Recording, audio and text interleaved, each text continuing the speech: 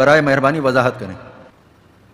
ایک تو آپ کو مغالطہ یہ ہے کہ قرآن مجید میں تصویر کشی کو حرام قرار دیا گیا ہے، قرآن میں کہیں یہ حکم موجود نہیں ہے، بلکہ قرآن میں تو حضرت سلیمان کے بارے میں آتا ہے کہ ان کے لیے جو جنات جو تھے ان کی غلامی میں وہ تماثیل بھی بناتے تھے، مجسمے بھی بناتے تھے، تو مجسمہ سازی بھی حرام نہیں تھی اس وقت۔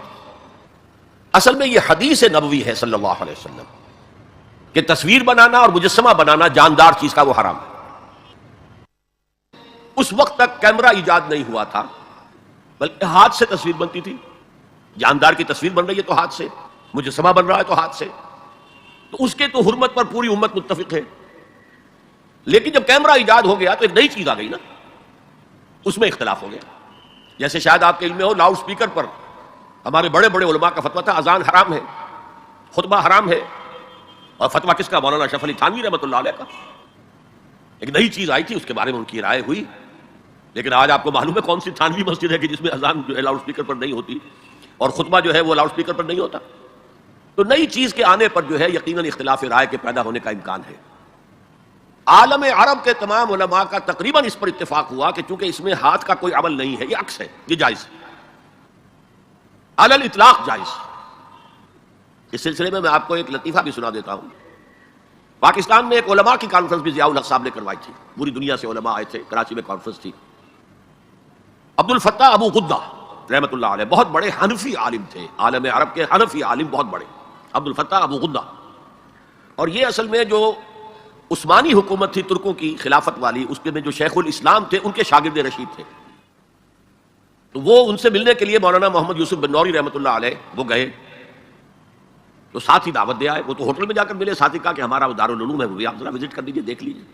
وقت مقرر ہو گیا، اب مولانا نے بھی اپنے کچھ لوگوں کو بلا لیا، جن میں ان کے داماد مولانا محمد تاسین، ان کے بڑے داماد، سب سے بڑی بیٹی ان کے گھر میں تھی، وہ بھی تھے۔ انہوں نے یہ واقعہ مجھے سنایا ہے، یعنی یہ نہ سمجھیے کہ یہ کہیں ادھر ادھر سے سنا ہوا بات ہے، ایک ایسا شخص بیان کر رہا ہے جو اس میں موجود تھا، اور جو مولانا بن نوری کا اتنا قریبی رشتہ دار تھا، ان کا داماد، کہ یہ اب انتظار کر رہے تھے کب آئے، تو اطلاع ہوئی کہ آ رہے ہیں، آ گئے تو نکلے باہر ویلکم کرنے کے لیے، دیکھا کہ وہ ایک کیمرہ لٹکائے ہوئے چلے آ رہے ہیں۔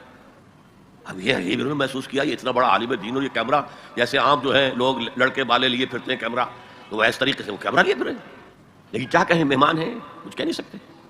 آ گئے، بیٹھ کر انہوں نے اپنا کیمرہ کھولا اور کہا ذرا ٹھیک ہو جائے، یہ سورہ اجتماعیہ، میں چاہتا ہوں ایک اجتماعی تصویر ہو جائے گروپ کی، سورہ اجتماعیہ۔ اس پر چیخ پڑے مولانا بن نوری، حرام حرام حرام، ہم نہیں کریں گے۔ انہوں نے کیمرہ تو بند کیا، لائیے دلیل، حرام ہونے کی دلیل کیا ہے؟ جو دلیل انہوں نے دی وہ کاٹ دی، جو دلیل دی وہ کاٹ دی، جو دلیل دی وہ کاٹ دی۔ آخر میں مولانا بن نوری کو کہنا پڑا کہ ٹھیک ہے یہ حرام نہیں ہے، لیکن یہ خلاف تقویٰ ہے۔ آپ نے کہا ٹھیک ہے، آپ اس پر قائم رہے، خلاف تقویٰ ہے، مجھے اس پر کوئی وہ نہیں ہے، لیکن یہ کہ آپ حرام کہیں گے تو مجھے دلیل دینی پڑے گی۔ آپ قرآن و سنت کی روح سے تصویر کشی حرام ہے، تو یہ آپ کے سامنے جو اتنے بڑے بڑے ویڈیو کیمرے گھوم رہے ہیں یا ٹی وی پر آپ کی جو تصویر آ رہی ہے، آیا یہ صحیح ہے یا اچھا ہے؟ یہ سوال کر لیا۔ دیکھیے کتاب و سنت کی روح سے جو چیز حرام ہے وہ ہاتھ سے تصویر بنانا ہے، کیمرہ تھا ہی نہیں۔ حضور کے زمانے میں ہاتھ سے تصویر بنتی تھی، ہاتھ سے بنائی جانے والی تصویر حرام مطلق ہے، اس سے پہلے وہ بھی حرام نہیں تھی، یہ بھی جان لیجئے۔ جیسے سجدہ تعظیمی جائز تھا، ایسے ہی حضرت سلیمان کے بارے میں آتا ہے، تماثیل، یہ بڑی بڑے تماثیل بناتے تھے لوگ، جنات جو تھے ان کے لیے، لیکن شریعت محمدی میں ہاتھ سے تصویر بنانا، جاندار کی نقشہ ہے آپ کھینچ رہے ہیں، کوئی فطری لینڈسکیپ ہے، کوئی حرج نہیں، جاندار کی تصویر بنانا حرام مطلق ہے۔ لیکن جب کیمرے کی ایجاد ہوئی تو اب یہ مسئلہ اجتہادی ہو گیا کہ آیا وہی حکم اس پر بھی ہوگا کہ نہیں ہوگا۔ عالم عرب کے علماء جو ہیں چوٹی کے، وہ اس کے قائل ہیں کہ اس پر اس حکم کا اطلاق نہیں ہوتا، ہاتھ سے بنانے والی تصویر پر ہوگا۔ البتہ انہوں نے کہا پسندیدہ یہ بھی نہیں ہے، ہاں تعلیم کے لیے اس کو استعمال کرنا جائز ہے۔ ہمارے ہاں کے علماء کی اکثریت اس کی قائل ہے کہ اس کے اوپر بھی وہی حکم ہوگا کہ یہ حرام ہے۔ وہ بھی کہتے ہیں کہ کسی معاشرتی ضرورت کے لیے جائز ہے، پاسپورٹ کے لیے جائز ہے، مجرموں کی شناخت کے لیے جائز ہے، میڈیکل ایجوکیشن کے لیے جائز ہے، اس کو جائز کہتے ہیں۔ اس حوالے سے بہت سے علماء ہیں جن کے فوٹو بھی اخبارات میں چھپتے ہیں، جن کی جو بھی ہوتی ہیں مجالس شورا، اس کے بھی اجتماعات جو ہیں ان کے فوٹو آتے ہیں، تو عمل بہت سے حضرات کا مختلف ہے، لیکن ہم عمل کی بات نہیں کر رہے۔ ان کی رائے یہ ہے کہ حرام ہے، البتہ کسی معاشرتی ضرورت کے لیے جائز ہے۔ ہم نے اسی کو اختیار کیا ہے جو معاشرتی ضرورت ہے، اس سے کہیں زیادہ بڑھ کر دین کی ضرورت ہے، دین کے پیغام کو پہنچانے کے لیے۔ اب ایک ہے آپ آڈیو سن رہے ہیں، وہ زیادہ دیر سن نہیں سکتے، ایک ویڈیو ہے، یا تو آدمی آپ کے سامنے موجود ہے 2 گھنٹے کی تقریر آپ سن سکتے ہیں، ہلتے بھی نہیں، وہی آپ کو آڈیو سننا پڑے تو آپ پہلو بدلیں گے۔ اسی طریقے سے اگر ویڈیو ہے تو آپ بات سن سکتے ہیں ورنہ نہیں۔ تو ہم نے اس کے لیے اس کو جائز سمجھتے ہوئے اختیار کیا.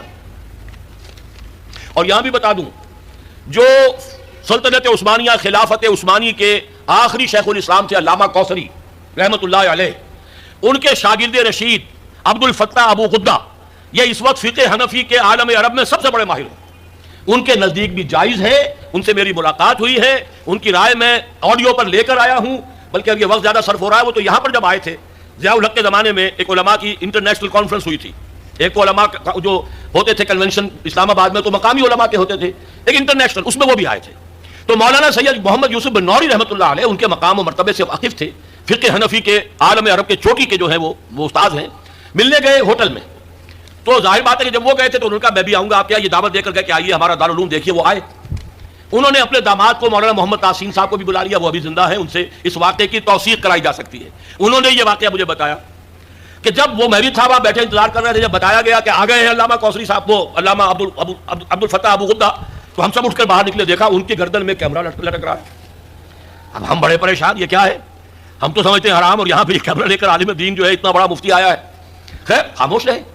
اب جب جا کر کمرے میں بیٹھ گئے, انہوں نے کھولا کیمرہ نکالا اور کہا سورہ اجتماعیہ, یعنی ایک جو ہے گروپ فوٹو میں لینا چاہتا ہوں, آپ لوگ ذرا ٹھیک ہو جائے, سیدھے ہو جائے, بیٹھ جائے, سورہ اجتماعیہ. اب مولانا بن نوری صاحب جو ہے خاموش نہیں رہ سکے, نہیں حرام, ہمارے نزدیک حرام, ہمارے نزدیک حرام. انہوں نے کیمرہ تو بند کیا, پوچھا دلیل کیا ہے حرمت کی, جو دلیل لائے انہوں نے کاٹ دی. آخر میں مولانا بن نوری کو یہ کہنا پڑا کہ ہاں حرام تو نہیں ہے, ہم اسے تقویٰ کے خلاف سمجھتے ہیں. آپ نے کہا ٹھیک ہے, یہ بات آپ کا موقع, آپ حرام کہتے ہیں دلیل لانی پڑے گی. یہ واقعہ بھی میں نے آپ کو بتا دیا ہے کہ یہ ہے اصل موقع. بعض چیزیں ہمارے یہاں بس مشہور ہو گئی ہیں, اور بعض علماء یہاں تک کہ ہمارے اس وقت کے جو علماء ہیں وہاں طالبان کے, وہ بھی اسی طریقے کی عمل کر رہے ہیں. ٹی وی کو بری شے نہیں ہے, ٹی وی کے ذریعے سے آپ کیا پھیلا رہے ہیں. ہمارا یہ تھا کہ ایک زمانے میں تو یہ رائے تھی کہ لاؤڈ اسپیکر اذان بھی حرام ہے, نماز کی امامت بھی حرام ہے. اب ایک امام کر رہا ہے, 2 لاکھ آدمی پیچھے تبلیغی اجتماع میں, کچھ پتہ ہی نہیں چلتا وہ امام نے کب اللہ اکبر کہا. امام سجدے میں پڑا ہوا ہے, پوری جماعت کھڑی ہوئی ہے, امام کھڑا ہو گیا, پوری جماعت گری ہوئی ہے سجدے میں, یہ دادا گر گئے سجدے میں جب وقت قیام آیا. یہ اللہ کے بندو, آخر وہاں بجلی بھی جلاتے ہو کہ نہیں جلاتے, وہاں پر جو ہے لالٹینیں جلایا کرو, بجلی کا کیا تمہیں حق پہنچتا ہے. لیکن یہ چیزیں ہوتی ہیں, اس میں ضرورت ہے کہ اپنی نگاہ کو وسعت دی جائے. لاؤڈ اسپیکر میں کوئی خرابی نہیں ہے, اس کے ذریعے سے اذان دیجیے تو یہ اچھا ہے, اس کے ذریعے گانے نشر کریں گے برا ہے. ٹیلی ویژن کے ذریعے سے دین کی تعلیم کی جائے وہ اچھی ہے. اگر کچھ اور فحاشی کریں گے جیسے پاکستان ٹیلی ویژن کر رہا ہے یا جو CNN وغیرہ کرتے تو وہ برا ہے.